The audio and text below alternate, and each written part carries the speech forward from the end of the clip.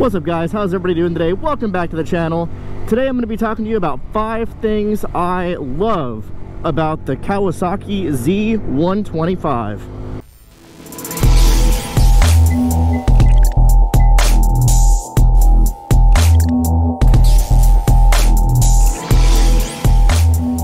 So the first thing I love about this bike is what I'll call the Hooligan Factor.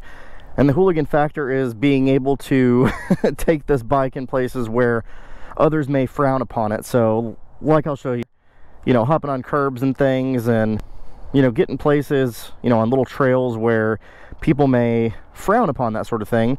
And it doesn't attract too much attention. Now, if you put a loud exhaust on it, so obviously people may start looking at you a little bit funny if you do that.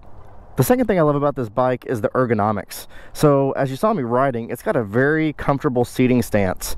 It's very upright. It's very easy to grab the controls. I wish the handlebars were a little bit further apart.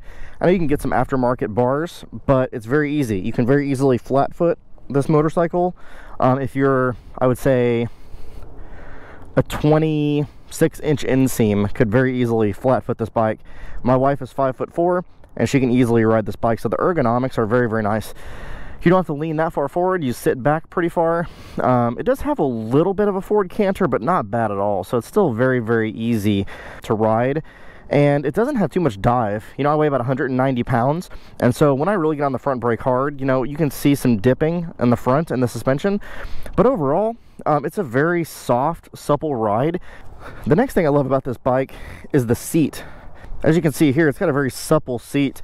I think the seat's incredibly comfortable for a stock seat. Most of the time you have to get an aftermarket seat to really take advantage of some, distance riding. And not that you want to ride this thing for hours and hours on end, but you could certainly make a city commute or, ride around locally very easily with this seat.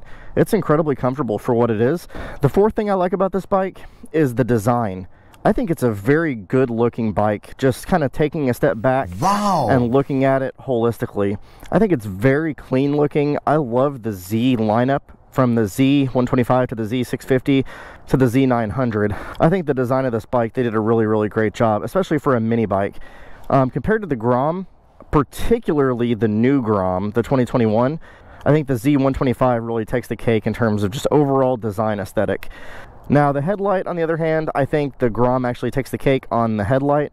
I think the Z125 headlight looks a little bulbous and weird, but it does have a lot of light output, and it does give you plenty of light for night riding. But I just think from a design perspective, the Grom headlight looks a lot better. And the fifth thing I love about the Z125 is the approachability. So if you're new to motorcycles, or you've had motorcycles for a long time, or you're getting back into the hobby, I think getting a Z125 as a secondary or a third bike even is a great choice. And even to freshen up on skills.